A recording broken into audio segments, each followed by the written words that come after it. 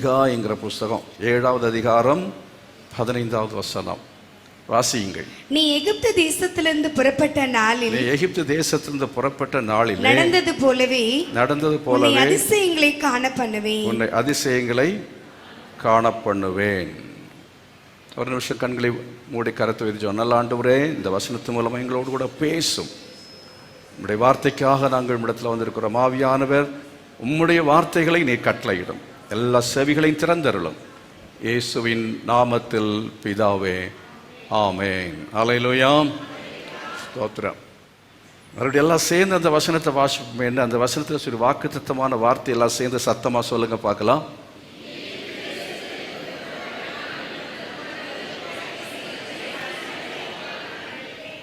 அதிசயங்களை காண பண்ணுவேன். அதிசயங்களை காண பண்ணுவேன். இந்த வாக்குத்தத்தமான வசனத்தை பெற்றுக்கொண்ட போது என்ன அதிசயம், இதில் எந்த அதிசயத்தை பற்றி சொல்லுவது, எந்த வார்த்தையும் எடுத்த உடனே எங்களுக்குமே அது என்னன்னா புரிகிறதில்லை. அதில் இருக்கிறதான விஷயங்களை நாங்கள் வைத்து ஒரு பிரசங்கம் பண்ணுவதற்கு அந்த வசனத்தில் இருந்து ஒரு வெளிச்சத்தை, வெளிப்பாட்டை ஆண்டவர்களுக்கு தர வேண்டும் என்று ஜெபம் பண்ணுவோம். அந்த வெளிச்சம் கிடைக்க கிடைக்க கிடைக்க அது அப்படியே அது ஆழத்துக்கு ரொம்ப தூரம் போய்கொண்டே இருக்கலாம். ஆகவே இந்த வார்த்தையை எத்தனை பேர் விசுவாசிக்கிறீர்கள்? கர்த்தர் என்ன செய்வார்? அதிசயங்களை காண செய்வார். அதிசயங்களை காண செய்வார். கொஞ்ச நேரத்துக்குள்ளாலே அதனுடைய சுருக்கமான செய்தியை, அதனுடைய ஆழத்தை, தலைப்புகளை எப்படி ஆண்டவர் கொடுக்கிறாரோ அதை பற்றி கொஞ்சம் நம்ம பார்க்கலாம். ஆகவே அதிசயங்களை கர்த்தர் நமக்கு என்ன செய்வார்? காண செய்வேன் என்று சொல்லும்போது, பரிசுத்த வேத புத்தகத்திலே நாம் வாசிக்கும் போது உலகத்தில் 7 அதிசயங்கள், உலக அதிசயங்கள் என்று சொல்லப்பட்டிருக்கிறது. வேதத்திலேயும் சொல்லப்பட்டிருக்கிற ஒரு 7 அதிசயங்களை நான் உங்களுக்கு காண்பிக்க போகிறேன். அதை முழுமையாக நம்ம தியானிக்க அந்த அதிசயங்களை காட்டப் போகிறேன். அந்த அதிசயம் 7 அதிசயங்களையும் பார்த்தவர்கள் எத்தனை பேர்? உலக 7 அதிசயங்களையும் ஒருத்தரும் இல்லை. ஈஃபில் டவர் ஒரு அதிசயமோ என்ன தெரியல. ஆனால் ஈஃபில் டவர் ஒரு அதிசயம் நினைக்கிறேன், இப்படிதானா தெரியல. அந்த ஈஃபில் டவர் ஒரு முறை பார்க்கும்படியாக ஆண்டவனுக்கு உதவி செய்தார். ஆனாலும் தூரத்தில் நின்று பார்த்து விட்டு வந்து விட்டேன். எனக்கு இந்த அதிசயங்களுக்கு உள்ளே எல்லாம் போய் பார்க்குறது எனக்கு ரொம்ப ஒரு இன்ட்ரெஸ்ட் கிடையாது. இந்தியாவில் ஒரு அதிசயம் இருக்கிறது, தாஜ்மஹால். இன்றைக்கி கூட போய் பார்த்ததே கிடையாது. ஆக்ராவில் இருக்கிறது. என்னவோ தெரியல என்ன அதிசயம்னாலும். ஆனால் உலகத்திலே ஒரு பெரிய சபை இருக்கிறது கொரியாவிலே என்று சொன்ன பொழுது அதை போய் பார்த்து விட வேண்டும் என்று சொல்லி போய் பார்த்து, உள்ளாலையெல்லாம் போய் பார்த்து, எல்லாம் மாடி ஏறி இறங்கி அந்த அலுவலகத்தில் போய் அது எல்லாத்தையும் ஒரு நாள் சுற்றி பார்த்து விட்டு வந்தேன். அந்த மாதிரிப்பட்ட விதத்தில் உலகத்துள்ள அதிசயங்கள் 7 அதை போய் நாம் பார்ப்பது, அதனாலே கண்கள் திருப்தி அடையுமா என்றால் திருப்தி அடையவே அடையாது. 7 அதிசயம் இல்லை, 70 அல்ல, 700 அதிசயங்களை பார்த்தாலும் நம்முடைய கண்கள் திருப்தி அடைய போகிறதே இல்லை. அதனாலே நாம் பெறுகிற அனுபவங்களும் நம்மை பெரிய அளவில் ஒன்றும் காப்பாற்ற போகிறதில்லை. ஆனால் வேதத்தின் அதிசயங்கள் 19வது, அதாவது சங்கீதத்தில் 119:18 தாவீது விதமாய் ஜெபிக்கிறான். என்ன ஜெபிக்கிறான்? வேதத்தில் உள்ள அதிசயங்களை நான் பார்க்கும்படிக்கு என் கண்களை திறந்தருளும் என்று சொல்லி அவன் ஜெபிக்கிறதை பார்க்கிறோம். ஒரு நிமிஷம் அப்படியே 2 கைகளை வைத்து, எல்லாரும் கைகளை வைத்து ஜெபம் பண்ணி கேளுங்க. ஆண்டவரே, எனக்கு வேதத்தில் உள்ள அதிசயங்களை பார்க்கும்படி என் கண்களை என்ன செய்யும்? திறந்தருளும். அதிசயங்களை காணும்படி கண்களை திறந்தருளும். ஆமென். தொடர்ந்து இந்த மாதம் முழுவதும் ஜெபம் பண்ணுங்க. கர்த்தர் வேதத்தையே ஒரு அதிசயம் வாசித்து பாருங்க.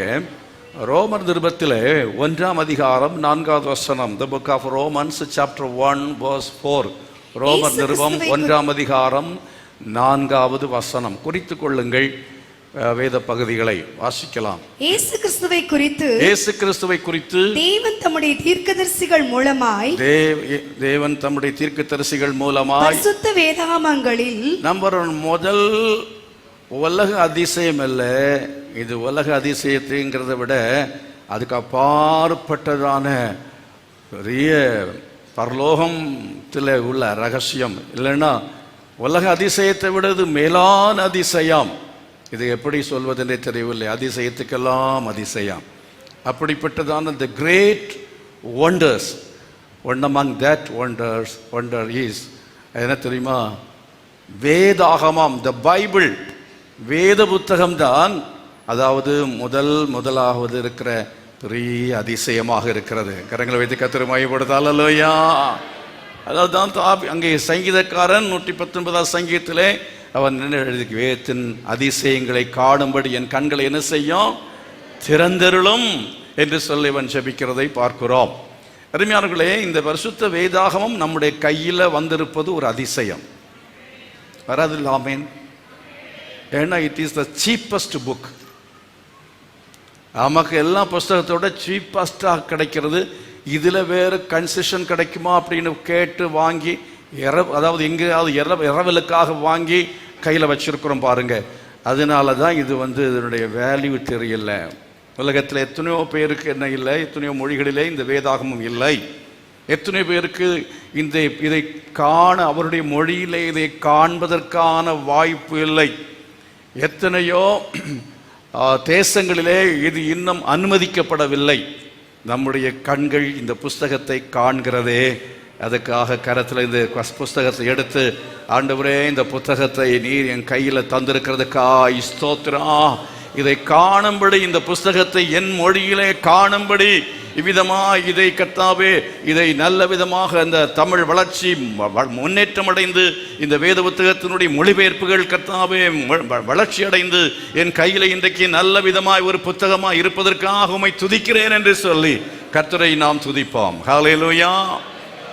வேத புத்தகத்தினுடைய அதிசயத்தை, அந்த வரலாறு எப்படி என்கிறது எல்லாவற்றையும் கொஞ்சம் திரும்ப நான் பார்த்தேன். வேதாகம கல்லூரியிலே கொஞ்ச நாள் படித்த போது அங்கே ஒருவர் இதை பற்றி பேசுவார். வேதாகமம் எப்படி இந்த காரியங்கள் எல்லாத்தையும் எடுத்து பேசுவார். பைபிள் காலேஜில் வேத புத்தகத்துக்கு உள்ளே இருக்கிற வியாக்கியானம் ஒன்றும் பேச மாட்டார்கள். வேத புத்தகத்தினுடைய இந்த வரலாறுகள் பல காரியங்கள் அவையில் தான் பேசுவாங்க. பொண்ணு தலையிலே ஏறல். இதெல்லாம் எதுக்கு சொல்லிக்கிட்டு இருக்கிறாங்க?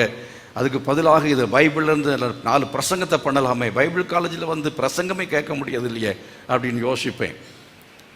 அதனுடைய வரலாறுகளை இப்போ படித்து பாருங்கள். இப்போல்லாம் கூகுளில் நீங்கள் புரட்டினாலும் என்ன செய்யலாம், எடுத்து படிக்க முடியும். அதை படித்து பார்க்கும் எப்படியெல்லாம் இந்த பரிசுத்த வேதாகமம் அதனுடைய தோற்றம் எப்படிப்பட்டது, யாரை கொண்டு எப்படி எழுதினார், எப்படி அது பாதுகாக்கப்பட்டது, அதை அழிப்பதற்கு எவ்வளோ பேர் முயற்சி செய்தார்கள். ஆனால் இன்று வரையிலேயும் கர்த்தர் இந்த வேத புத்தகத்தை பாதுகாத்து வருகிறதுக்காய் கர்த்தரை ஸ்தோத்திரம் பண்ணோம். ஹல்லேலூயா. இந்த வேத புத்தகத்தை தேவன் பாதுகாத்து இதை ஆண்டவர் அழிந்து போகாமல் இந்த வேத புத்தகம் ஆச்சரியமாய் இன்றைக்கு வரையிலேயும் அது இருக்கிறது. உலகமெங்கும் இருக்கிற, உலகத்திலே அதிகமாக அச்சடிக்கப்படுகிற விற்கப்படுகிற ஒரு புஸ்தகம் உண்டென்றால் பரிசுத்த வேத புத்தகமாக இருக்கிறது. இது ஆச்சரியம் அல்லவா? ஹல்லேலூயா. அவ்விதமாய் இந்த வேத புத்தகம், இதனுடைய வரலாறு என்பதே இது ஒரு ஆச்சரியமானதாக இருக்கிறது. இதில் இருக்கிற வேதத்தின் மகத்துவங்கள் உள்ளே இருக்கிறது எல்லாமே ஆச்சரியமும் அதிசயமானவைகள். வேத புத்தகத்தை திறந்து பாருங்கள். திறந்து பார்த்தோன்னா ஆச்சரியம் அதிசயம் ஒன்றும் தெரியாது. அதை வாசித்து பாருங்கள். அதில் எழுதப்பட்டிருக்கிற எல்லாமே அதிசயங்களும் அற்புதமான காரியங்கள். அல்லேலூயா. அது மட்டுமல்ல, இந்த வேதத்திலே இருக்கிறதான ரகசியங்கள் அதை நம்ம படிக்கும் பொழுது நமக்கு அது அதிசயமாக இருக்கும். வேதத்தை நம்ம படிக்க படிக்க படிக்க அதில் இருக்கிறதான சத்தியங்கள், அதில் இருக்கிற சத்தியங்கள் அது நம்முடைய கண்களை கற்று திறந்தருளும் போது அதில் மகத்துவங்கள் இருக்கிறதை நம்ம பார்க்க முடியும். இதெல்லாமே ஆச்சரியத்தை கொடுக்கக்கூடியதாக இருக்கிறது. இதற்குள்ளாலே நான் அதிகமாக இன்றைக்கு செல்லவில்லை. அது இல்லை என்னுடைய விஷயம். ரெண்டாவது, அதே வசனத்தை வாசித்து பாருங்க. 2வது வசனத்தை வாசித்து பாருங்க. இயேசு கிறிஸ்துவை குறித்து தேவன் தம்முடைய தீர்க்கதரிசிகள் மூலமாய் பரிசுத்த வேதாகமங்களில் முன்னே தம்முடைய சுவிசேஷத்தை பற்றி வாக்குத்தத்தம் பண்ணினபடி கர்த்தராகிய இயேசு கிறிஸ்துவானவர் மாம்சத்தின்படி, கர்த்தராகிய இயேசு கிறிஸ்துவானவர் மாமிசத்தின்படி, அதாவது இரண்டாவது இயேசு கிறிஸ்துவானவர் என்ன சொல்லப்பட்டிருக்கிறது? மாம்சத்தின்படி நான் சொல்றேன். மாம்சத்தின்படி தாவீதின் சந்ததியில் பிறந்தவரும். தாவீதின் சந்ததியில இயேசு கிறிஸ்துடைய பிறப்பு என்பது உலக அதிசயங்களுக்கெல்லாம் மேலான அதிசயமாக இருக்கிறது. கரங்களை வைத்து கர்த்தரை மகிமைப்படுத்தால் அல்லேலூயா. இயேசு கிறிஸ்துவனுடைய பிறப்பு என்பது இன்றைக்கும் மனுஷர்கள் அநேகர் ஏற்றுக்கொள்ளாததாக இருக்கிறது. அது எப்படி ஆகும்? அதற்கு பிரசங்கி ஒரு கேள்வி கேட்கிறார். என்ன கேள்வி தெரியுமா? அதாவது கர்ப்பவதியுடைய கற்பத்துக்குள்ளாலே எப்படி ஆவி, மனுஷனுடைய ஆவி பிரவேசி, எப்படி எலும்புகள் உண்டாகிறது, இதெல்லாம் அது எப்படி அப்படின்று அதை ஆச்சரியமாக ஒரு கேள்வி கேட்கிறார் பிரசங்கின் புஸ்தகத்தில். வசனமெல்லாம் எடுப்பதுக்கு நேரம் இல்லை. யாருக்காவது தெரியுமா? டாக்டர்ஸ்களுக்கு தெரியுமா? விஞ்ஞானிகளுக்கு தெரியுமா?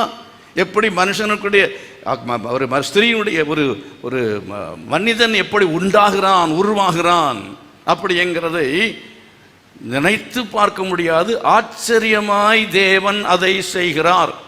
இப்படித்தான் செய்ய முடியும் கர்த்தர் என்பது அல்ல, எப்படியும் அவர் மனிதனை என்ன செய்ய முடியும்? உண்டாக்க முடியும். அது எப்படி? ஒரு ஆணும் பெண்ணும் திருமணம் ஆகாமல் எப்படியும் ஆணும் பெண்ணும் சேர்ந்தால் அப்புறம் அவங்களுக்கு குழந்தை பிறக்கும், அவ்வளோதான் தெரியும் நமக்கு. ஆனால் அதற்குள்ளாலே எப்படியெல்லாம் எலும்புகள் உண்டாகிறது, நரம்புகள் உண்டாகிறது, ரத்தம் உண்டாகிறது, யாருக்காவது தெரியுமா? தெரியாது. மூக்கு கரெக்டாக வைக்கிறாரு, கண்ணு சரியாக இருக்கிறது, அதே போல் அந்த ஹார்ட் சரியாக வைக்கிறார். எல்லாத்தையும் பார்க்கும் பொழுது ஆச்சரியமாக இருக்கு. அதிசயம். மனிதனுடைய படைப்பு என்பது இந்த சிருஷ்டிப்பு மொத்தத்திலே ஒரு அதிசயமான காரியம்.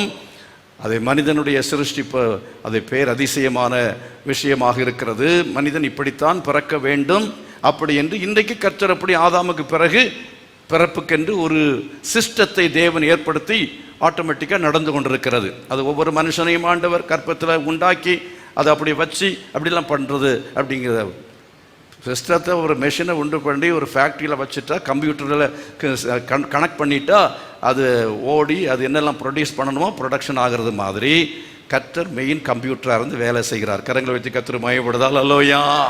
அவர் அந்த சிஸ்டத்தை என்ன செய்ய ப்ரோக்ராம் பண்ணி வச்சிருக்கிறார். அந்த ப்ரோக்ராமில் எது, அதாவது பாவம் செய்தால் இப்படி, பரிசுத்தமாக இருந்தால் இப்படின்னு எல்லாத்தையும் கர்த்தர் எல்லாத்தையும் இந்த சிஸ்டத்தில் போட்டு வச்சிருக்க அடிப்படையில் குழந்தை எப்படி பறக்கணுமோ அப்படி பறக்கிறது. கர்த்தரை மகிமைப்படுத்தும். ஹல்லேலூயா.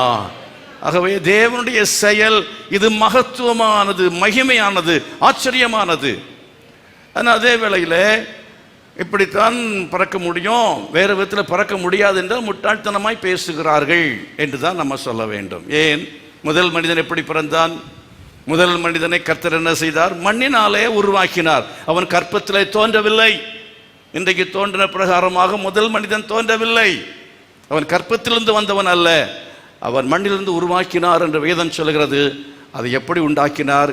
அது ஒன்றும் தெளிவாக சொல்லப்படவே இல்லை. நம்ம நினைக்கிறோம் கடவுள் என்ன செய்தார், அங்கே ஒரு 6 அடி மனுஷனை போல வந்து உட்கார்ந்து மண்ணை எடுத்து பிசைந்து அப்படியே குயவனை போல உட்கார்ந்து என்ன செய்தார், வனைந்து ஊதினார். மனுஷன் என்ன செய்தான்? அப்படி எழும்பி நின்றான். நம்ம கற்பனையில் அப்படி நினைக்கிறோம். ஆனால் கர்த்தர் எப்படி மண்ணினாலே உருவாக்கினார் என்று தெளிவாய் சொல்லப்படவே இல்லை. இப்போ கர்த்தர் எப்படி வேண்டும் என்றாலும், அவர் எதை வேண்டும் என்றாலும் செய்ய முடியும். அவருடைய செயல் அதிசயமானது. எத்தனை பேர் விசுவாசிக்கிறீங்க? அவருடைய செயல் அதிசயமானது. அப்படி என்றால் இயேசு கிறிஸ்து கன்னியின் வயிற்றில் பிறந்தார் என்பதை ஆதாம் ஒரு ஒரு புருஷன், ஒரு அதே போல ஒரு பெண், ஒரு ஆண் இல்லாமல் கடவுளால் நேரடியாக மண்ணினாலே உருவாக்கப்பட்டான், படைக்கப்பட்டான் என்பதை நாம் விசுவாசிக்கிறோம் என்றால், ஒன்றுமில்லாமல் தேவன் எல்லாவற்றையும் படைத்தார் என்பதை நம்மால் விசுவாசிக்க முடியும் என்று சொன்னால், பிக் பேங் தியரியை கூட விசுவாசிக்க முடியும் என்று சொன்னால், இயேசு கிறிஸ்துவின் பிறப்பை ஏன் நாம் விசுவாசிக்க கூடாது? இயேசு கிறிஸ்து அவர் கன்னியின் வயிற்றில் எந்த புருஷனுடைய எந்த விதமான புருஷன் இல்லாதபடியே அவள் என்ன செய்தாள்? கர்ப்பவதியாகி அவள் என்ன செய்தாள்? இயேசு கிறிஸ்துவை பெற்றெடுத்தாள். இந்த பிறப்பு, கன்னி பிறப்பு என்பது இது அதிசயத்திலும் பேரதிசயமாக இருக்கிறது. எத்தனை பேர் ஆமென் சொல்றீங்க? இன்றைக்கு வரையிலேயும் உலகத்தில் உள்ள மக்கள் அநேகருக்கு இது புரியாத ஒன்று. அதிசயம் என்பது இது புரியாத ஒன்று என்று சொல்கிறதை விட தேவனுடைய அதிசயம் இது மக்களால், மனிதனுடைய புத்திக்கு அது எட்டாத ஒன்றாக இருக்கிறது. உலக அதிசயங்களை எல்லாம் போய் பார்த்து விட்டு இது எப்படி நடந்திருக்கும், எப்படி செய்திருப்பார்கள்? இந்த பிரமிடுகள் எல்லாம் பாருங்க, இவ்வளவு பெரிதாக, இவ்வளவு பெரிய கற்களை கொண்டு அந்த காலத்தில் எப்படி உண்டாக்கி இருப்பார்கள்? எந்திரங்கள் இல்லையே, அந்த காலத்தில் அதை எப்படி அதை செய்திருப்பார்கள் என்று சொல்லி ஆச்சரியப்படுகிறார்கள். புரிந்து கொள்ள முடியவில்லை. அப்படி மனிதனுடைய கிரியைகள், மனிதனுடைய சிருஷ்டிப்பை மனிதனால் புரிந்து கொள்ள முடியவில்லை என்றால், தேவனுடைய மகத்துவமான செயல்களை நம்முடைய புத்தியினால் புரிந்து கொள்வது அது நமக்கு முடியாத காரணம், நமக்கு அதிசயமாய் தோன்றுகிற விஷயமாக இருக்கிறது. கரங்களை வைத்து ஆண்டவர் மகிமைப்படுத்துவோம். அடுத்ததாக கிறிஸ்துவின் பிறப்பு மட்டுமல்ல, அதாவது கிறிஸ்துவுக்குள் நாம் மறுபடியும் பிறக்கிற பிறப்பு இருக்கிறது. ஒரு மனிதன் மறுபடியும் பிறக்காவிட்டால் தேவனுடைய ராஜ்யத்தில் என்ன செய்ய மாட்டான்? பிரவேசிக்க மாட்டான் என்று தேவன் பரிசுத்த வேதாகமத்தில் இயேசு கிறிஸ்து நிக்கோதேமுக்கு சொன்னார்.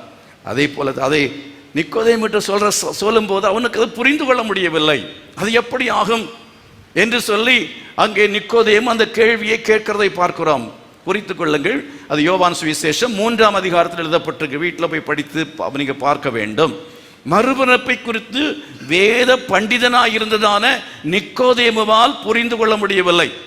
ஆகவே நாம் எப்படி கிறிஸ்துவுக்குள் மறுபடியும் பிறந்தோம் என்பது புரியாத ஒரு புதிராக இருக்கிறது. அது பெரிய அதிசயத்திலும் அதிசயம், பேரதிசயமாக இருக்கிறது. எத்தனை பேர் நீங்கள் மறுபடியும் பிறந்திருக்கிறீர்கள்? மறுபடியும் பிறந்த ஆட்கள் 2 கரங்களை வைத்து ஆண்டவர் மகிமைப்படுத்துங்க பார்க்கலாம்.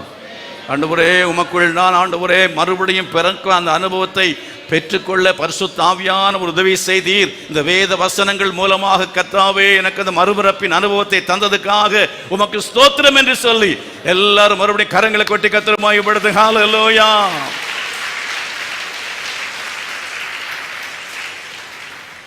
விட்ட இடத்திலிருந்து வாசிக்கும்படி கேட்கிறேன். பரிசுத்தமுள்ள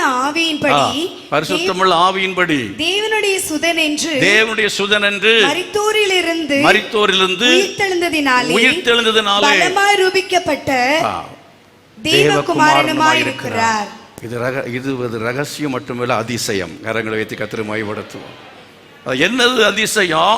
இயேசு கிறிஸ்துவினுடைய உயிர்த்தெழுதல், the resurrection of Jesus Christ. இயேசு கிறிஸ்துவினுடைய உயிர்த்தெழுதல் என்பது அது அதிசயத்திலும் மாபெரும் அதிசயமாக இருக்கிறது. அல்லேலூயா. உலகத்தில் இதுவரையிலேயும் மரித்து ஒருவர் உயிரோடு எழும்பினது, மரணத்துக்கு உயிரோடு எழும்பி இயேசு 40 நாள் எல்லாரும் காட்சி அளித்து பின்பு அவர் என்ன செய்தார்? எடுத்துக்கொள்ளப்பட்டார். அந்த சத்தியம், அது உயிர்த்தெழுதல் பண்டிகை வரும் பொழுது அதை குறித்து தியானிக்கிறோம் அல்லவா? அது நமக்கு எவ்வளவு ஆச்சரியமாக இருக்கிறது. உயிர்த்தெழுதல் என்பதை நம்மாலே புரிந்து கொள்ள முடியவில்லை, அநேகரால ஏற்றுக்கொள்ள முடியவில்லை. இது எப்படி ஆகும், நடக்குமா என்று அநேகர் நினைக்கிறார்கள். இயேசு கிறிஸ்து உயிர்த்தெழுந்தார் என்பது உண்மையிலும் உண்மை. அவருடைய கல்லறை திறந்தே இருக்கிறது. அவர் அநேகருக்கு அவர் காட்சி கொடுத்து அவர்கள் சாட்சிகளாய் இந்த உலகத்தில் அவர்கள் வெளிப்பட்டு அதை சாட்சி சொன்னார்கள். அது வேத புத்தகத்திலே சரித்திரமாக எழுதப்பட்டிருக்கிறது. இயேசு கிறிஸ்துவின் உயிர்த்தெழுதல் என்பது அது அதிசயத்திலும் ஒரு மகா பெரிய அதிசயமாக இருக்கிறது.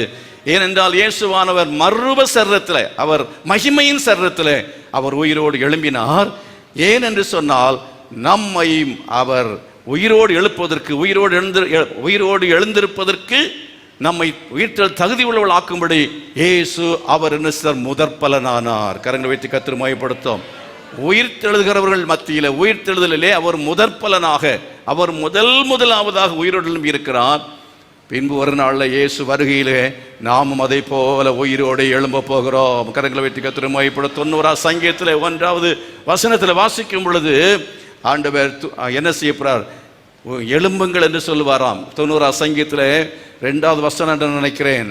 பூமியின் தூளிலிருந்து ஆண்டவர் என்ன செய்ய போகிறார் என்றால், இந்த உலகத்தில் மரித்த அத்தனை சடலங்கள் இருக்காது, தூசியா இருக்கும், அணுவாக இருக்கும், கண்ணுக்கு தெரியாத நிலைமையிலே அங்கு மிங்குமாக இருக்கிறதான அந்த அணுக்களை கர்த்தர் என்ன செய்வார்? கூப்பிடுவார். மூன்றாவது மனுஷரை நிர்த்துளியாக்கி மனுஷரை நிர்த்துளியாக்கி மனுபுத்திரரே திரும்புங்கள் என்கிறீர். நிர்த்துளியாக்கி ஒரு அணுவுக்கு கண்ணுக்கு தெரியாத நிலைமையிலே மனிதன் பொடிக்கு பொடியாக 4000 வருஷத்துக்கு முன்னால மரித்தவன்லாம் இப்போ எலும்பு இருக்குமா, அங்கே என்ன சதை இருக்குமா? ஒன்றும் இருக்காது.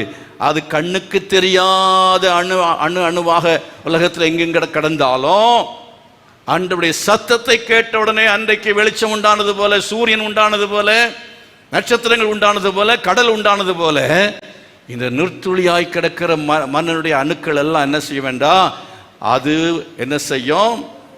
உயிரோடு மகிமையின் சரீரத்தோடு எழுந்திருப்பார்கள்.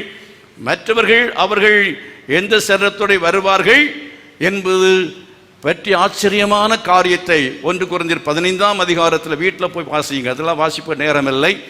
ஒவ்வொரு வீட்டிலையும் மரணம் சம்பவிக்கும் பொழுது அந்த பகுதியை வாசித்து தான் கடைசி அடக்கம் பண்ணுவோம். உயிர்த்தெழுதல் நம்பிக்கை குறித்து எழுதப்பட்டிருக்கிற அநேக கேள்விகளுக்கு பதிலை புத்தியன்னே, நீ விதைக்கிற விதை செத்தால் ஒழிய அது உயிர்ப்பிக்கப்பட மாட்டாதே, அது என்ன செய்யாது? அது முளைக்காதே. அதே போலத்தான் உயிர்த்தெழுதலும் அப்படி இருக்கும் என்று சொல்லி அப்போஸ்தலனாகிய பவுல் அதை எழுதுகிறதை பார்க்கிறோம். ஆகவே இயேசு கிறிஸ்துவின் உயிர்த்தெழுதல் ஒரு ஆச்சரியம், அதிசயம். அதே போல மனிதன் கடைசி நாளில் உயிரோடு எழுந்திருக்க போகிறதும் அது அதிசயத்திலும் மாபெரும் அதிசயமாக இருக்கிறது. கரங்களை வைத்து கர்த்தரை மகிமைப்படுத்தால் அல்லேலூயா. அடுத்ததாக சீக்கிரமாய் அதை தொடர்ந்து கீழே உள்ளதான வசனத்தை ரோமர் 1ஆம் அதிகாரத்தில் 6வது வசனத்தை வாசித்து பாருங்கள். Book of Romans chapter 1 verse 6. அவர் சகல ஜாதிகளையும் அவர்களுக்குள் இயேசு கிறிஸ்துவினால் அழைக்கப்பட்டவர்களாகிய உங்களையும் ரோமர் 1:1 வாசித்து பாருங்கள். இயேசு கிறிஸ்துவின் ஊழியக்காரனும் அப்போஸ்தலனாகும்படி அழைக்கப்பட்டவனும். அப்ப அழைப்பு, தேவனுடைய அழைப்பு என்பது ஆச்சரியமானதாக இருக்கிறது. ஹல்லேலூயா. தேவனுடைய அழைப்பு, தெரிந்து கொள்ளுதல், அவருடைய முன்குறித்தல் என்று புஸ்தகங்கள் அப்போஸ்தலனாகிய பவுல் குறிப்பிடுகிறாரே, அதெல்லாம் ஆச்சரியமானது, அதிசயமானது. அதை நாம் புரிந்து கொள்வது என்பது லகுவான காரியமே அல்ல. அதை நாம் புரிந்து கொள்ள வேண்டும். ஆச்சரியம், அதிசயமானது என்று சொல்லி சும்மா விட்டுவிடக்கூடாது. சேஷமாய் அவருடைய அழைப்பு அது அதிசயத்திலும் மகா பெரிய அதிசயம். ஏன் தெரியுமா? ஆண்டவர் உங்கள் எத்தனை பேர் அவருடைய நம்மை நீதிமான்களாக அழைத்திருக்கிறார். நம்ம பலரை எங்கள் எல்லாரும் ஊழியக்காரர்களாக அழைத்திருக்கிறார். சிலரை சுவிசேஷகராக அழைத்திருக்கிறார், சிலரை அப்போஸ்தலராக அழைத்திருக்கிறார். என்னை கர்த்தர் அழைத்தார், அவருடைய பிள்ளையாக அழைத்தார். அவருடைய வசனத்தை நான் கேட்டு நீதிமான் ஆகும்படி கர்த்தர் என்னை அழைத்தார், பரிசுத்தவான் ஆகும்படி அழைத்தார், என்னை ஊழியத்திற்கும் அழைத்தார். வேதத்தில் வாசித்து பாருங்க. 1 கொரிந்தியர் 1ஆம் அதிகாரம் 26வது வசனத்தை வாசித்து பாருங்கள். 1 Corinthians chapter 1 verse 26. 1 கொரிந்தியர் 1:6. எப்படி எனில் சகோதரரே நீங்கள் அழைக்கப்பட்ட அழைப்பை பாருங்கள். மாம்சத்தின்படி ஞானிகள் அநேகர் இல்லை, வல்லவர்கள் அநேகர் இல்லை, பிரபுக்கள் அநேகர் இல்லை. அழைக்கப்பட்ட அழைப்பை நீங்கள் பாருங்கள். அழைப்பை பாருங்கள். கர்த்தர் எப்படி உங்களை இந்த இடத்துல எப்படி நீங்கள் வந்து உட்கார்ந்து இருக்கிறீங்க, ஆண்டவர் உங்களை எப்படி அவர் உங்களை இந்த இடத்துல கொண்டு வந்து சேர்த்திருக்கிறார், அவருடைய பிள்ளைகள் என்கிற அந்த அனுபவத்தை எப்படி பெற்றீர்கள், இந்த இடத்துல மேலே இருக்கிற நம்மை கர்த்தர் எப்படிங்க மேலே கொண்டு வந்து உட்காரும் படியார்ந்த இந்த அனுபவம் நமக்கு எப்படி உண்டாயிற்று. என்னை விட சிறந்தவர்கள் ஒருவரும் உலகத்தில் இல்லை என்பதை கர்த்தர் கண்டு என்னை அவர் அழைத்தார். அப்படி சொன்னேனால் என்னை விட மிகவும் ஒரு தவறானால் வேறு இருக்க முடியாது. எங்களை அதே போல ஊழியர்களாகிய அநேகரை கர்த்தர் என்ன செய்கிறார் என்றால், அழைப்பை பாருங்கள். நீங்கள் அழைக்கப்பட்ட அழைப்பை பாருங்கள். கீழே உள்ள வசனம் அதற்கு என்ன சொல்ல, மாம்சத்தின்படி ஞானிகள் அநேகர் இல்லை, வல்லவர்கள் அநேகர் இல்லை. அழைக்கப்பட்ட அழைப்பில் வந்த ரட்சிக்கப்பட்ட தேவ பிள்ளைகள் எடுத்துக்கொண்டால் அவர்களை ஞானிகள் அநேகர் இல்லை, பிரபுக்கள் அநேகர் இல்லை. அப்போ மாம்சத்தின்படியாக ஞானிகள், பிரபுக்கள் இவர்கள் அழைக்கப்படவில்லை. அடுத்த வசனம் என்ன சொல்கிறது? ஞானிகளை வெட்கப்படுத்தும்படி தேவன் உலகத்தில் பைத்தியமானவைகளையும் படிப்பறிவில்லாதவர்களையும் ஏழைகளையும் ஒன்றுக்கும் உதவாதவர்கள் போல் இருக்கிறவர்களையும் கர்த்தர் அழைத்தார். கரங்களை வைத்து கர்த்தர் மகிமைப்படுத்துவார். 1972 அந்த ஆண்டிலே இந்த என்னுடைய உறவினர்களை பற்றி கவலைப்படவில்லை. என்னுடைய பழைய சபை சமுதாயத்தை எல்லாம் தூக்கி எறிந்துவிட்டு இயேசு கிறிஸ்துவை நான் விசுவாசித்து அன்று நான் அவரை பின்பற்ற தைரியமாய் துணிச்சலாக இறங்கி வந்தேன். ஒரு கூட்டம் வாலிபர்கள் அப்படி இறங்கி வந்தோம். அத்தனை வாலிபர்களையும் கர்த்தர் வல்லமையாக எடுத்து பயன்படுத்தினார். அதே போல கர்த்தர் ஊழியத்துக்கு அழைத்த பிற்பாடும் விசுவாசத்தினாலே தைரியமாக அவரை பின்பற்றி வந்தபோது, ஊழியத்திற்கு வந்தபோது ஆண்டவர் அந்த கட்டளை கீழ்ப்படிந்தபடினாலே கர்த்தர் என்ன செய்தார் என்று சொன்னால், என் வாழ்க்கையிலே அவர் என்னை கைவிடவே இல்லை. கரங்களை வைத்து கர்த்தர் மகிமைப்படுத்துவார். என் வாழ்க்கையிலே அவருடைய மகிமையை நான் காண்கிறேன். ஹல்லேலூயா. அவருடைய அதிசயங்களை நான் காண்கிறேன். என்னுடைய அற்புதங்களை காண முடிகிறது. அருமையானவர்களே, இன்னும் ஆபிரகாமுடைய வாழ்க்கையை நீங்கள் கவனித்து பார். விசுவாசத்திற்கான அடையாளங்கள் என்று சொல்லும் பொழுது ஆதியாகமத்தின் புஸ்தகம் 12ஆம் அதிகாரத்தில் 7, 8 மற்றும் 13ஆம் அதிகாரத்தில் 4வது வசனங்கள். இந்த வசனங்களை நாம் கவனித்து பார்க்கும் பொழுது அவனுடைய வாழ்க்கையில் அவன் ஆராதனை செய்கிறவனாக இருந்தான். தொழுகை அவன் தொழுது கொண்டான் என்று சொல்லப்பட்டிருக்கிறது. தொழுது கொண்டான் என்பதிலே ஜெபம் அடங்கி இருக்கிறது. அது மாத்திரமல்ல, அந்த தொழுகையிலே உபவாசமும் அடங்கி இருக்கிறது. அந்த தொழுகை என்பதிலே கர்த்தரை துதிக்கிற துதி அடங்கி இருக்கிறது. இவைகளெல்லாம் சேர்ந்ததுதான் தொழுகையாக இருக்கிறது. ஏதோ கொஞ்ச நேரம் வந்து இல்லைன்னா ஆலயத்துக்கு வந்து ஓடி ஓடி வந்து நின்று ஒரு பிரசங்கத்தை கேட்டுக்கொண்டு போவது தொழுகை அல்ல. தொழுகை என்பது தனிப்பட்ட வாழ்க்கையிலே நாம் அவருடைய சமூகத்தில் முழங்கால் நின்று ஜெபிப்பது, அவரை துதிப்பது, அவரை நம்ம ஆராதனை செய்வது, ஜீவபலியாய் நம்ம ஒப்பு கொடுத்து ஊழியம் செய்வது, இவைகளெல்லாம் தான் ஆராதனை தொழுகையாக இருக்கிறது. அந்த ஆராதனையின் அனுபவங்கள் ஆபிரகாமுக்கு இருந்தது. அதுதான் விசுவாசத்துக்கு அடையாளமாக இருக்கிறது. நம்பர் 3, அவருடைய விசுவாசத்தின் அடையாளம் என்ன? ஆதியாகமத்தின் புஸ்தகம் 13ஆம் அதிகாரத்தை வீட்டில் சென்று வாசித்து பாருங்கள். அங்கே பிரச்சனை வந்தது. அவனுக்கும் லோத்துக்கு வந்த பொழுது அவன் சண்டை போடவில்லை. அவனுடைய அதாவது பிடிவாதத்தோடு கூட சுயநலத்தோடு கூட அவன் செயல்படவில்லை. விட்டு கொடுக்கிறவனாயிருந்தான். விசுவாசத்தின் அடையாளம் என்பது சண்டை போடுவதல்ல. மாமியார் மருமகள் இடையிலே சண்டை நடக்கிறது என்றால் அதாவது பிரச்சனை வருகிறது என்றால் விசுவாசமுள்ள மாமியார் மருமகளுக்கு விட்டு கொடுக்க வேண்டும். எனக்கு உனக்கும் பிரச்சனை இல்லை என்று சொல்லி நீ மருமகள், நான் மாமியார், எதுக்கு நமக்கு பிரச்சனை என்று சொல்லி நீங்கள் அட்ஜஸ்ட் பண்ணி விட்டு கொடுத்து வாழுகிறவர்களாக இருக்க வேண்டும். அதுதான் விசுவாசத்துக்கு அடையாளமாக இருக்கிறது. அதே விதமாக எந்த விஷயத்திலும் எந்த இடத்திலையும் நாம் ஆபிரகாம் லோத்துடைய வாழ்க்கையில் எப்படி அவன் நீ வலதுபுறம் போனால் நான் இடதுபுறம் போகிறேன் என்று சொல்லி விட்டு கொடுக்கிற ஒரு அனுபவம், ஒற்றுமை அனுபவம். அடுத்த அதிகாரத்தில் ஆபத்தில் உதவுகிறவனாயிருந்தான். அதே லோத்துவுக்கு பிரச்சனை வந்த பொழுது அவனுக்கு உதவி செய்தான் என்பதையும் நீங்கள் அடுத்த 14ஆம் அதிகாரத்தில் படிக்க முடியும். அப்படிப்பட்ட பண்புகள் நம்முடைய வாழ்க்கையிலே இருக்கும் என்றால் அதுதான் விசுவாசத்திற்கு அடையாளமாக இருக்கிறது. ஆதியாகமத்தின் புஸ்தகம் 14ஆம் அதிகாரத்தில் 20 22 வசனங்களை வாசித்து பாருங்கள்.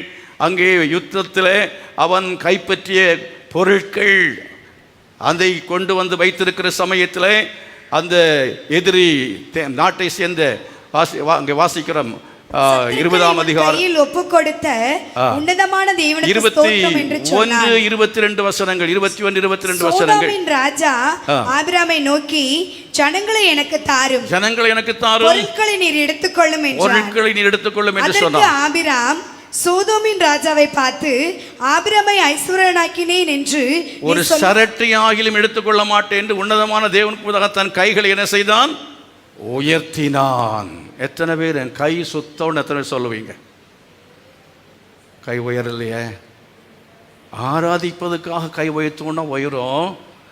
ஆனால் அதுக்கு அர்த்தம் என்ன? என் கை சுத்தம் அப்படிங்கிறது அது கையை உயர்த்தி ஆராதிக்கிறது. அப்படி இல்லைன்னா கை உயராது. என் கை நான் சுத்தமாக வச்சுருக்கேன். லஞ்சம் வாங்கிறதில்லை, நான் வரதட்சணை வாங்கிறதில்லை, அடுத்தவன் பொருளுக்கு ஆசைப்படுறதே கிடையாது. அது மாத்திரமல்ல, ஆபிரகாம் எல்லாவற்றிலையும் தசம பாகம் கொடுத்தான் என்று 20ஆம் வசனம் சொல்கிறது. ஆகவே கர்த்தருக்குரியதை நான் வைத்து கொள்ளவில்லை, வஞ்சித்து வைக்கவில்லை. என் கை பரிசுத்தமாக இருக்கிறது என்று கைகளில் சுத்தமுள்ளவன் இருதயத்தில் மாசில்லாதவனுமாய் இருந்து தன் ஆத்மாவை மாயைக்கு ஒப்புக்கூடாமல் இருக்கிறவன் தானே எங்கே போவான்? தேவனுடைய பர்வதத்தில் பரலோகத்துக்கு போகிறவன் என்று சொல்லியிருக்கிறது.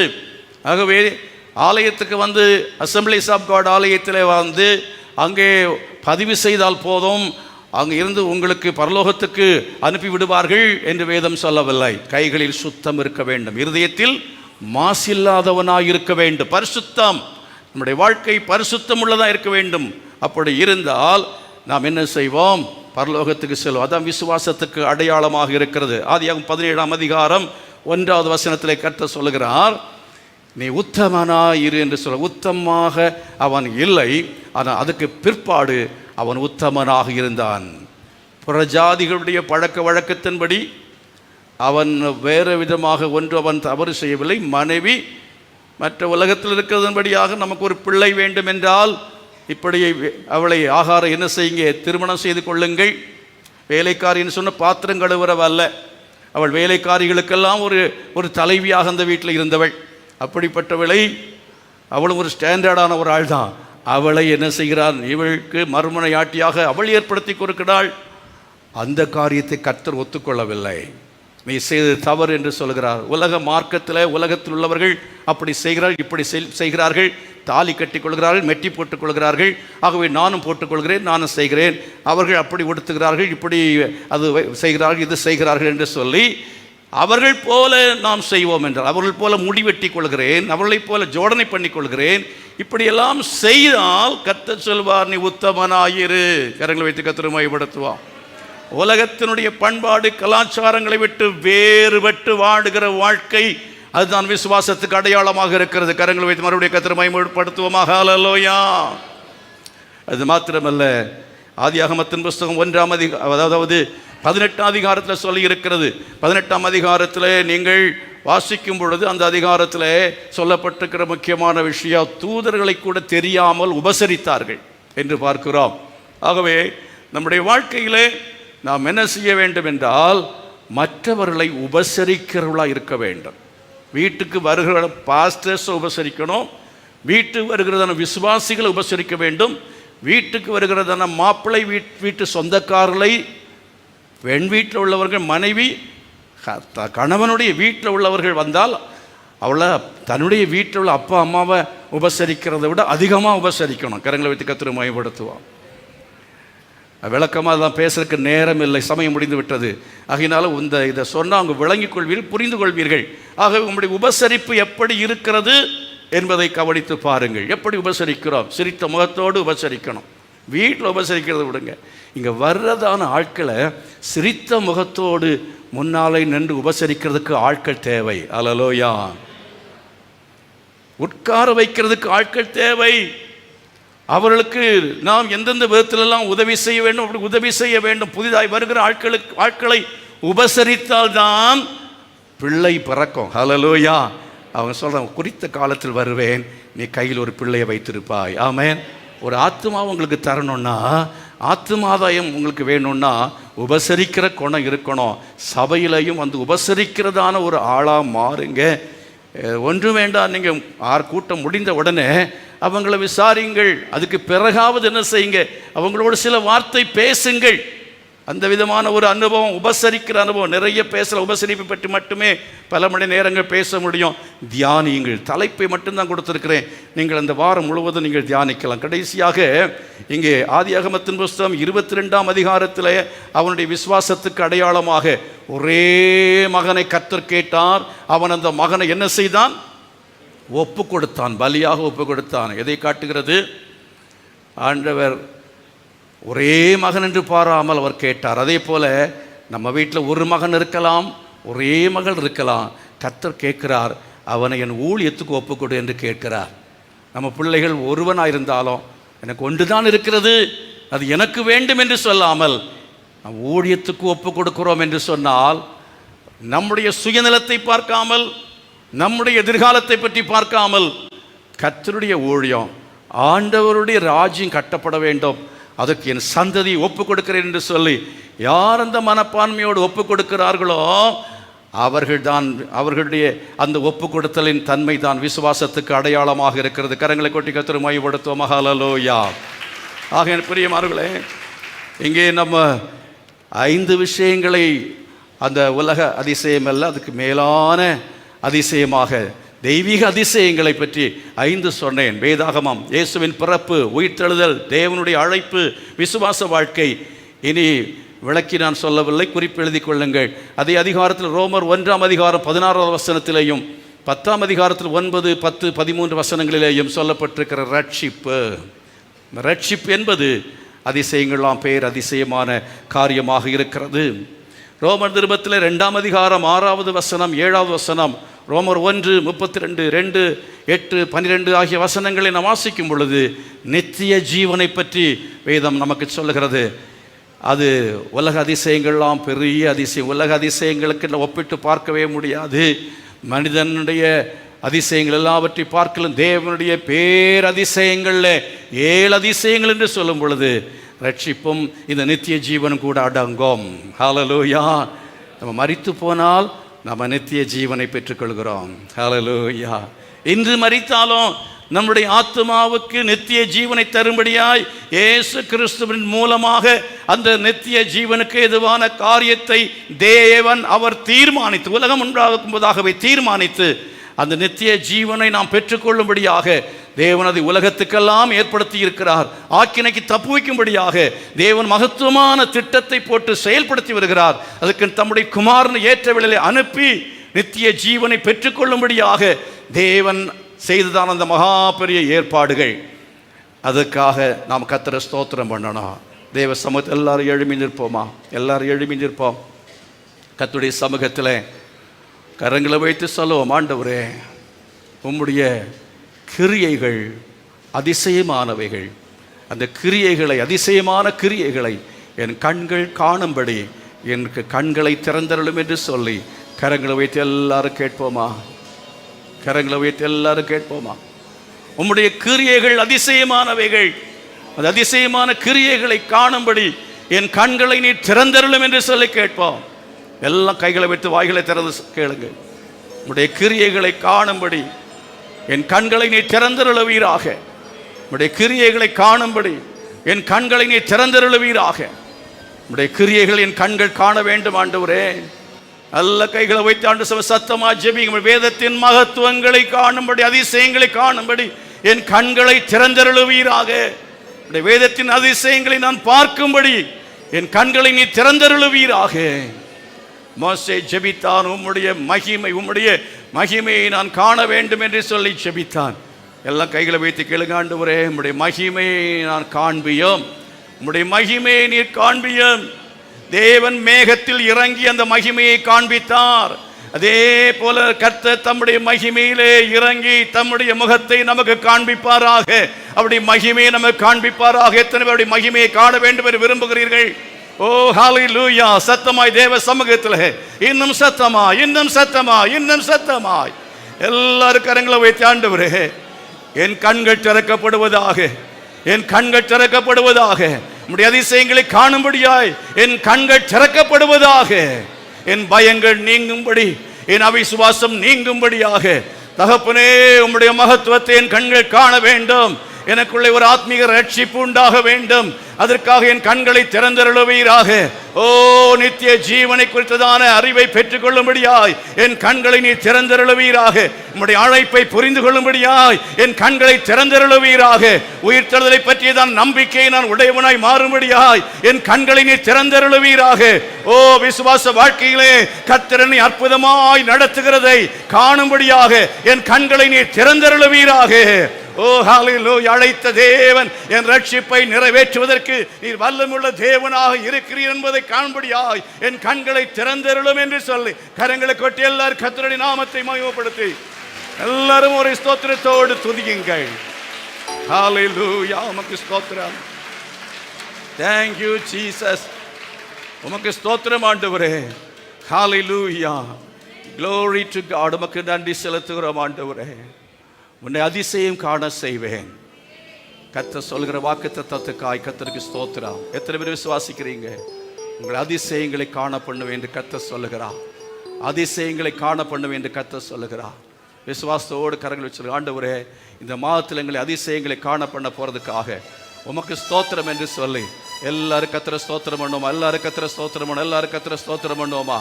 ஹல்லேலூயா. உமக்கு நன்றி, உமக்கு நன்றி.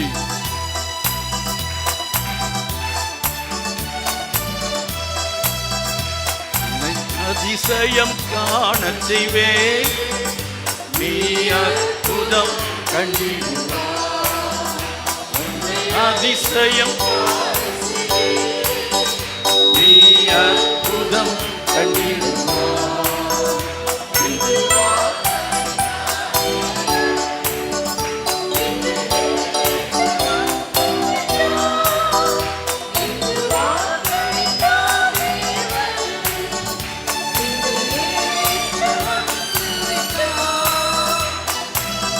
எல்லாரும் தேவ சமூகத்தில் சேர்ந்து பாட போகிறோம். கைகளை கொட்டி பாட போகிறோம். ஓ ஹல்லேலூயா. ஓ glory to God. அதிசயத்தை செய்கிறவரே உமக்கு ஸ்தோத்திரம். Glory, glory, glory.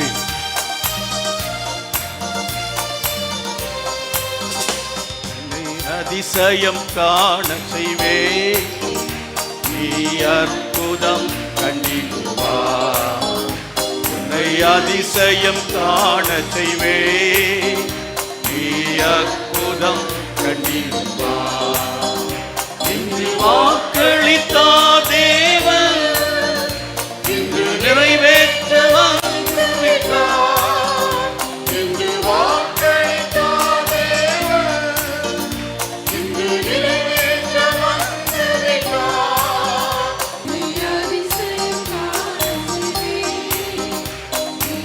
அற்புதம் கண்டிடுவார். வழி திறக்கும் அதிசயம் நடந்திடுமே. செங்கடலும் இளந்தே வழிவிடுமே. விசுவாசத்தோடு பாடுவோமா? எல்லாம் ஈக்குவலா வைப்பா, எல்லாம் ஈக்குவலா வைப்பா.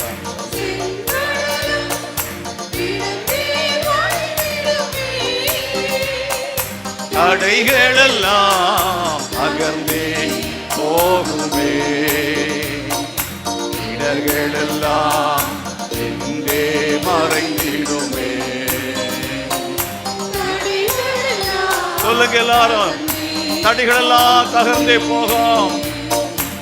இடர்களெல்லாம் எங்கே மறைந்திடுமே.